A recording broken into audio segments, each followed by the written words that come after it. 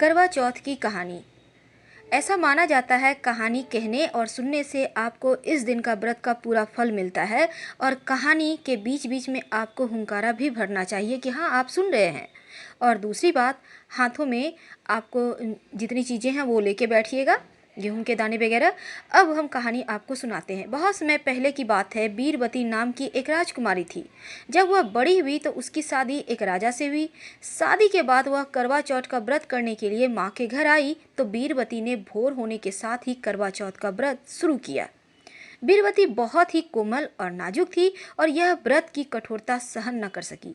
शाम होते होते उसे बहुत कमजोरी महसूस होने लगी और वह बेहोश सी हो गई। उसके साथ भाई थे, उसका बहुत ध्यान रखते थे। उन्होंने उसका व्रत तुड़वा देना ठीक समझा। उन्होंने पहाड़ी पर आग लगाई और उसे चांद निकलता बताकर बीरबती का व्रत तुड़वाकर भोजन करवा दिया। जैसे ही बीरबती ने खाना खाया, उसके पति की मृत्यु का समाचार उसे मिल गया। अब वह बहुत दुखी हुई और पति के घर जाने के लिए रवाना हुई। रास्ते में उसे शिवजी और माँ पार्वती मिलते हैं और माता ने उसे बताया कि उसने झूठा चांद देखकर व्रत को तोड़ा है चौथ का, इसी वजह से उसके पति की मृत्यु हो गई। अब बीरबती अपनी गलती के लिए क्षमा मांगने लगी। तब माता ने वरदान दिया कि उसका पति तो जीवित रहेगा लेकिन पूरी तरह स्वस्थ नहीं होगा। बीरबती जब अपने महल पहुंची तो उसने देखा राजा बेहोश थे। शरीर में बहुत सारी सुइयां चुभी हुई थी। वह राजा की सेवा करने लग गई। सेवा करते हुए एक रोज एक एक करके वो हर रोज सुई निकालती और 1 वर्ष बीत गया। अब करवा चौथ का दिन आया। राजा अब भी बेहोश था, शरीर में सिर्फ एक सुई बची थी। रानी बीरबती ने करवा चौथ का कड़ा व्रत रखा था और वह अपनी पसंद का करवा लेने बाजार गई। पीछे से एक दासी ने राजा के शरीर से आखिरी सुई निकाल दी और राजा को होश आ गया। तो उसने दासी को ही अपनी रानी समझ लिया और जब रानी बीरबती वापस आई तो उसे दासी बना दिया। तब भी रानी ने चौथ का व्रत का पूरा विश्वास से पालन किया और कहानी भी सुनी। एक दिन राजा किसी दूसरे राज्य जाने के लिए रवाना हो रहा था तो उसने दासी रूपी बीरबती से पूछा कि उसे कुछ मंगवाना है क्या। तब बीरबती राजा को एक जैसी 2 गुड़िया लाने के लिए कहा और राजा एक जैसी 2 गुड़िया ले आया। अब बीरबती दोनों गुड़िया को लेकर हमेशा ही एक गाना गाती, रोली की गोली हो गई, गोली की रोली हो गई। इसका मतलब होता है रानी दासी बन गई और दासी रानी बन गई। राजा ने जब इसका मतलब पूछा तो उसने सारी बात कह सुनाई। अब राजा समझ गया और उसे बहुत पछतावा हुआ। उसने बीरबती को वापस रानी बना दिया और उसे वही शाही मान सम्मान लौटाया। माता पार्वती के आशीर्वाद से और रानी के विश्वास और भक्तिपूर्ण निष्ठा के कारण उसे अपना पति और मान सम्मान वापस मिला। बोलो चौथ माता की जय। इसी कड़ी में एक और कहानी आती है करवा चौथ की, हुंकारा भरते रहिएगा। एक गांव में एक साहूकार के 7 बेटे और एक बेटी थी। सातों भाई और बहन में बहुत प्यार था।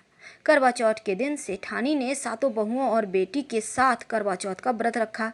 सातों भाई हमेशा अपनी बहन के साथ ही भोजन करते। उस दिन भी भाइयों ने बहन को खाने के लिए बोला तो बहन कहती है, भाई आज मेरा करवा चौथ का व्रत है, इसलिए चांद उगेगा तभी खाना खाऊंगी। भाइयों ने सोचा कि बहन भूखी रहेगी, इसलिए एक भाई ने एक दिया लिया और एक भाई ने चलनी लेकर पहाड़ी पर चढ़ गया। दिया जलाकर चलनी से ढक कर कहा, बहन चांद उगाया है, अर्घ देकर खाना खा लो। बहन ने भाभियों से कहा, भाभी चांद तो देख लो। भाभी कहती है, भाई जी यह चांद आपके लिए उगा है, आप ही देखकर चांद खाओ, हमारा खाना खा लो, हमारा चांद तो देर रात उगेगा। अब बहन भाइयों के साथ खाना खाने बैठ गई। भोजन का पहला कोर खाने लगी तो उसमें बाल आ गए, दूसरा कोर खाने लगी उसमें कंकल आ गए, तीसरा कोर खाने लगी तो ससुराल से बुलावा आ गया, बेटा बहुत बीमार है, बहू जल्दी आ जाओ। अब माँ ने बेटी के कपड़े निकालने के लिए 3 बार बक्सा खोला और तीनों ही बार सफ़ेद कपड़े हाथ आए। लड़की सफ़ेद कपड़े में ही पहन ससुराल के लिए रवाना होने लगी। तब माँ ने सोने का एक सिक्का उसकी साड़ी के पल्लू में बांध दिया और कहा, रास्ते में सबके पैर छूते जाना, जो अमर सुहाग का आशीर्वाद दे उसे यह सिक्का देकर पल्लू में गांठ बांध लेना।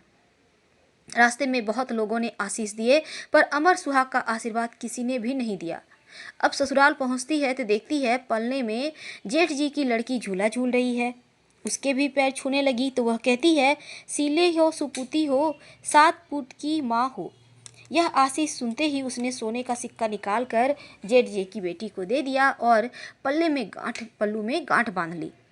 अब घर के अंदर प्रवेश किया तो कमरे में पति को मृत अवस्था में पाया। उसने पति को ले जाने नहीं दिया और अपने पति की सेवा करने लगी और पति की सेवा करती रही। सासू माँ बचा हुआ ठंडा बासी खाना जो भी बचता नौकरानी के हाथ से यह कहकर भिजवाती कि जा मुर्दा सेवनी को खाना दे आ। कुछ दिन बाद माघ महीने की तिल चौथ आई। उसने माता से प्रार्थना की, कहा माँ मुझे मेरी गलती का पश्चाताप है, मुझे माफ़ कर दो। हे चौथ माता, मेरा सुहाग मुझे लौटा दो, मेरे पति को जीवित कर दो। माता ने कहा, ये मेरे हाथ में नहीं, तू बैसाखी चौथ माता से कहना, वही तुम्हारा सुहाग लौटाएगी। अब बैसाखी चौथ आया तो उसने फिर प्रार्थना की, माँ मेरा सुहाग लौटा दो। तब बैसाखी चौथ माता कहती हैं, भादुड़ी चौथ माता तुम्हारा सुहाग लौटा देंगी, तुम उनसे कहना। भादुड़ी चौथ माता से प्रार्थना करने पर उन्होंने कहा, सबसे बड़ी कार्तिक चौथ माता है, उनकी नाराजगी का कारण तुम्हारे साथ ये हो रहा है, उन्हें प्रसन्न करने पर तुम्हें जो चाहिए वो मिलेगा। अब कार्तिक महीने में चौथ माता स्वर्ग से उतरी तो गुस्से में उससे कहने लगी, भाइयों की बहन करवा ले, दिन में चांद उगानी करवा ले, व्रत भंडानी करवा ले। उसने चौथ माता के पैर पकड़ लिया और बिलाप करने लगी, हे माँ चौथ माता, मैं ना समझती इसलिए मुझसे भूल हो गई, मुझे इतना बड़ा दंड मत दो। आप जग की माता है, सबकी इच्छा पूरी करने वाली है, मेरी बिगड़ी बनाओ माँ, मेरा सुहाग लौटा दे, मेरे पति को जीवित कर दो। अब माता ने खुश होकर उसे अमर सुहाग का आशीर्वाद दे दिया। उसका पति उठा और बोला, मुझे तो बहुत नींद आई। तब उसने अपने पति को बताया कि वह 12 महीने से उसकी सेवा कर रही थी और चौथ माता ने उसका सुहाग लौटाया है। तब पति कहता है, हमें चौथ माता का उद्यापन करना चाहिए। उसने चौथ माता की कहानी सुनी और उद्यापन कर चूरमा बनाया। दोनों खा पीकर चौपड़ खेलने लगे।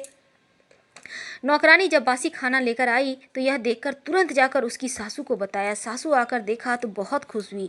बहू से पूछा, यह सब कैसे हुआ? तब बहू सास के पैर छूकर बताया, यह चौथ माता का आशीर्वाद है। सभी लोग चौथ माता की कृपा देखकर बहुत खुश है। सभी स्त्रियों ने पति की दीर्घायु के लिए चौथ माता का व्रत करने का निश्चय किया। हे चौथ माता, जैसे साहूकार की बेटी का सुहाग अमर किया वैसा सभी को करना। कहने सुनने वालों को, हुंकारा भरने वालों को, सभी को अमर सुहाग देना। बोलो मंगल करनी दुखहरनी चौथ माता की जय। हुंकारा भरते रहिएगा। अब अंत में गणेश जी की कहानी सुने बिना तो आपका ये व्रत अधूरा रह जाएगा, इसलिए गणेश जी की कहानी सुनने के बाद ही आप उठें। हुंकारा भरते रहें। आइए हम गणेश जी की कहानी आपको फटाफट सुना देते हैं, क्योंकि आपने बहुत समय से वेट किया है। तो चलिए हम गणेश जी की कहानी सुनाते हैं। सबसे पहले तो हम ये बता दें, जब आप गणेश जी की पूजा करेंगे इस व्रत में, तब ओम गंग गणपते नमः का मंत्र का जप कीजिएगा और पीले वस्त्र में हल्दी की गांठ बांधकर अपने पास अपने बेडरूम में अपने सिरहाने रखिएगा। आप दोनों पति पत्नी में विवाद नहीं होंगे, आप लोगों में हमेशा ही प्रेम बना रहेगा। और हमेशा ही याद रखें, कथा सुनने से पहले हाथ में कुछ चावल के दाने लेकर ही कथा सुनिएगा और कथा सुनने के पश्चात घर के सभी बड़े बुजुर्गों के चरण स्पर्श कर सदा सुहागिन रहने का आशीर्वाद जरूर प्राप्त करें। और शाम के समय चंद्रमा को अर्घ्य देकर आपको भोजन करना है, व्रत का उद्यापन करना है। वैसे हमने आपको टाइम बतला ही दिया है। अब हम आप कहानी सुनाते हैं आपको करवा चौथ व्रत की। एक बुढ़िया थी, बहुत ही निर्धन और अंधी, साथ ही साथ आंखों की रोशनी नहीं रहने के कारण थोड़ी दुखी रहती थी, लेकिन गणेश जी की पूजा किया करती थी। उसके एक बेटा भी था और बहू भी थी। वह बुढ़िया सदैव गणेश जी की भक्ति करती। एक दिन गणेश जी प्रकट होकर बुढ़िया से कहते हैं, बुढ़िया माँ, तू जो चाहे मांग ले।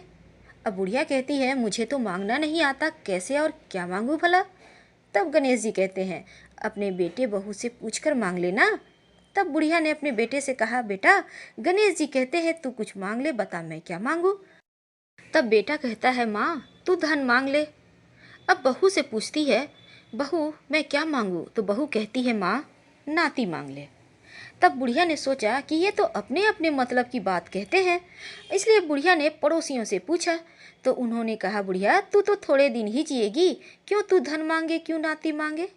तू तो अपनी आंखों की रोशनी मांग ले, जिससे तेरी जिंदगी आराम से कट जाए। इस पर बुढ़िया कहती है, यदि आप प्रसन्न हैं गणेश जी महाराज, तो मुझे 9 करोड़ की माया दे दे, निरोगी काया दे दे, अमर सुहाग दे दे, आंखों की रोशनी दे दे, नाती दे, पोता दे और सब परिवार को सुख दे, अंत में मोक्ष दे। यह सुनकर गणेश जी कहते हैं, बुढ़िया माँ तुमने तो हमें ठग लिया, फिर भी तूने जो मांगा है वचन के अनुसार तुझे सब मिलेगा। और यह कहकर गणेश जी अंतर्ध्यान हो गए। बुढ़िया माँ ने जो कुछ मांगा था सब कुछ मिल गया। हे गणेश जी महाराज, जैसे तुमने उस बुढ़िया माँ को सब कुछ दिया वैसे ही सबको देना। हर हर महादेव।